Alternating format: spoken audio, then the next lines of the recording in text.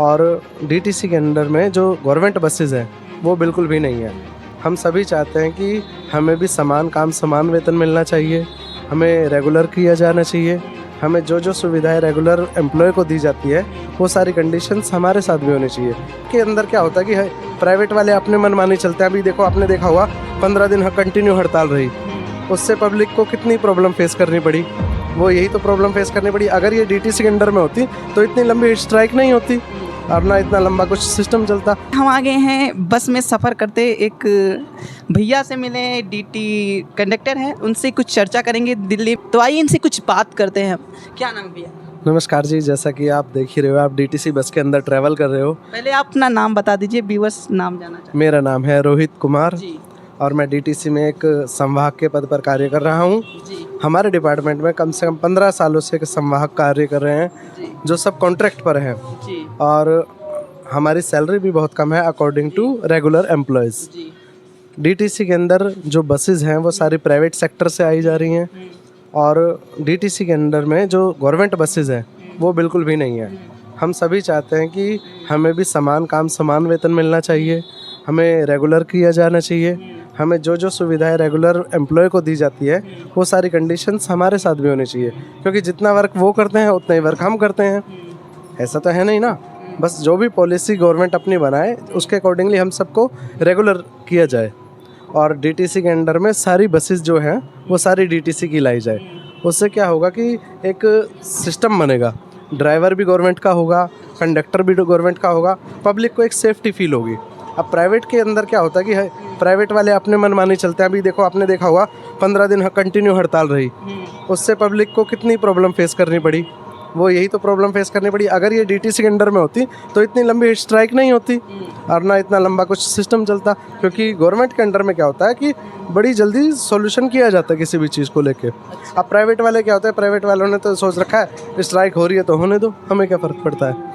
Problem face करती है सिर्फ पब्लिक, परेशान होती है सिर्फ पब्लिक। तो पब्लिक की सहूलियत के लिए यहाँ पे दिल्ली के अंदर सरकारी गाड़ी होना अनिवार्य है और उनके अंदर जो स्टाफ होगा, ड्राइवर हो, कंडक्टर्स हो, वो भी सरकारी होने चाहिए।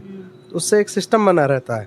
तो एक लिमिटेड हो जाएगा ना, अगर सरकारी में हो जाएगा तो फिर सरकारी में लिमिटेड हो जाएगा ना। नहीं, अगर गवर्नमेंट में हो जाएगा तो फिर एक ये पूरा अंडर गवर्नमेंट रहेगा ना। अभी क्या है, अभी कंडक्टर्स जो हैं वो हैं कॉन्ट्रैक्ट के अंडर में और जो ड्राइवर हैं वो सारे प्राइवेट हैं।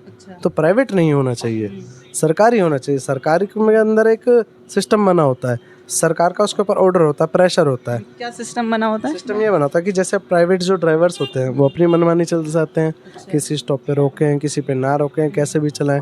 जो गवर्नमेंट वाला होता है उसको डर लगा रहता है कि अगर मैं कुछ गलती करूँगा तो मेरी नौकरी जा सकती है। प्राइवेट वाले में क्या होता है, अगर नौकरी चली भी जाएगी तो दूसरी जगह गाड़ी चला लेगा, उनको कोई डर नहीं होता। सरकारी वाले की सरकारी नौकरी को खोने का बहुत दुख होता है। उसे पता है मेरी हल्की सी गलती अगर हो गई और नौकरी चलेगी तो मेरा फैमिली कौन देखेगा। एक बात बताइए कि जो लोग भी ये कॉन्ट्रैक्ट लेते होंगे उन लोग का भी कुछ इसके पीछे मुद्दा होगा कि नहीं हो सकता ऐसा?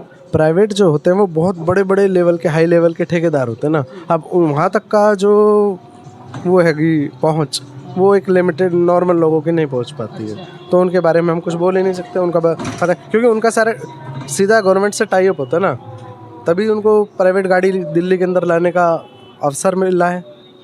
जैसा आपने कहा कि ये प्राइस ज़्यादा हो जाता है, इसमें के बारे में बात की है कि तो इसमें भी तो फिर जो लेडीज़ हैं उनको तो छूट दी जाती होगी ना। हाँ, वो तो देखो गवर्नमेंट ने अपना एक सिस्टम बनाया है कि भाई सारी दिल्ली के अंदर जितनी भी लेडीज़ है सब फ्री है।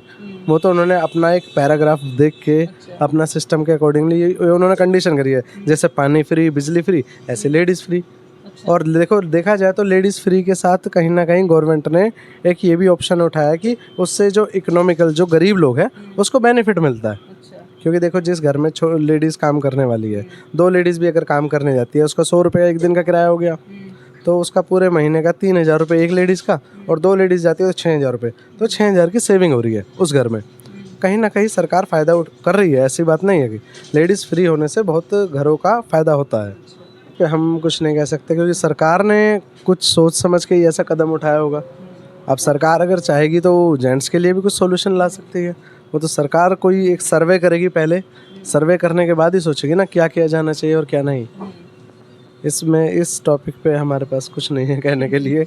हाँ, तो जैसा कि आप लोगों ने देखा, भैया का कहना है कि परमानेंट इन लोग को ड्यूटी चाहिए। इन लोग भी बस चलाते हैं, इन लोग के माइंड में भी थोड़ा सा टेंशन रहता है कि इनकी नौकरी कभी भी, कुछ पता नहीं है इन लोग का कब इनकी नौकरी चले जाए। उन लोग का भी थोड़ा माइंड क्लियर होना चाहिए। तो अब दिल्ली की सरकार इनकी बातें सुने, इनका सलूशन हल करे, इनका भी समान सब कुछ दिलाए। देखते रहिए आप समाज की सच्चाई। धन्यवाद।